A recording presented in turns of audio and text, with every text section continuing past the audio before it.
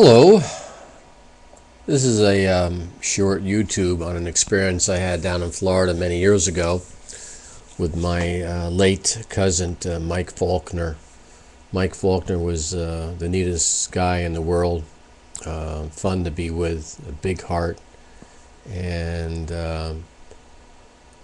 he always made everybody feel special. He passed away long before his time, but he was doing what he loved to do, and that was to be out in the ocean and fishing. Any event, he took me fishing one day, and we had I guess it was a twin hull. I think it was it was a twin hull motorboat. I don't know, might have been 16, 17 feet long. Wasn't all that big, but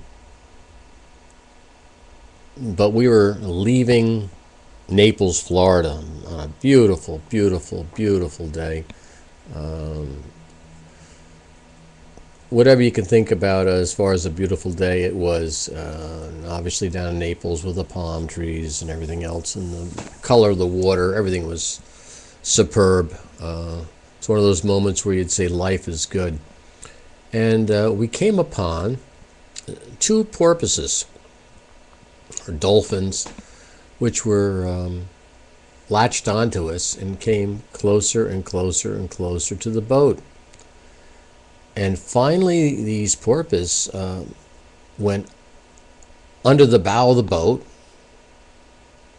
between the two hulls, and I couldn't believe it. And so I went to the front of the boat. We weren't going fast. We were doing maybe 5-8 miles an hour as we left. And here are these two porpoises, no more. Well, they were just below the surface, maybe a couple inches below the surface, crystal clear water, and they were swimming vertically. When I say vertically, their fins were up, and I couldn't resist. I was drawn to these things like a moth is drawn to fire,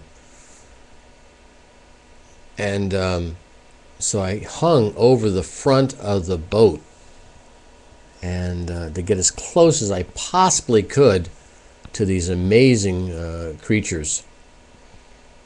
And as I hung over the front end of the boat and I must have gotten my head within a foot of the water at least. And here they were, a couple inches below the water, and they turned sideways, and we made eye contact. And it was one of the most moving experiences I've ever had, to be that close to these beautiful creatures, and they were trying to communicate with me, if not in spirit, by trying to get their eyes closer to my eyes. They could have stayed, in the vertical positioning with their fin up, but they decided to turn sideways. I think they both turned to the same side. It's hard to remember. And they looked right into my eyes as I looked into their eyes. And this went on. God, it must have gone on for at least a minute. And then they took off. But that's one of those things that you really can reflect on when people talk about porpoises. When they talk about the Japanese slaughtering the porpoises. There's something special about them. During the war, a lot of our pilots had problems that they were trying to force their life rafts to shore. They actually tried to push the life rafts back to shore to get them safety. Unfortunately, many times the shores were full of Japanese. And that was the last thing they needed, was to be pushed to shore, so they had to shoo off the porpoises. But they seem to have a link to us that is totally amazing, and yet the killer whale is really just a big porpoise. I think. I mean, it's essentially what it is. But the common bottlenose, or whatever they call them, porpoise, are amazing. My dad saw something very, very interesting, and that was when the mother porpoise wanted to leave its baby, I wouldn't say it was a baby that time, a young adult porpoise, and let it go on its own.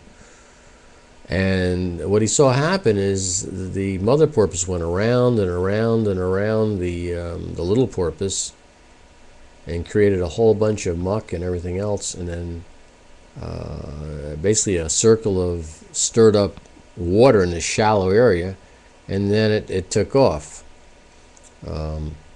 I've seen pictures of porpoises scaring the fish little fish up to the shore, up to the beach, using its rear flipper to aid these fish from and shooting them up on the beach, and then the porpoise came up on the beach and ate the fish, and then worked its way back down into the water.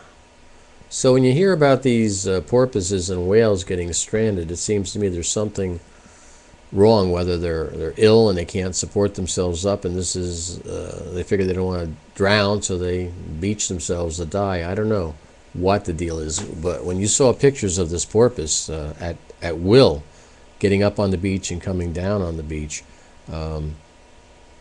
the killer whales will go right up on the ice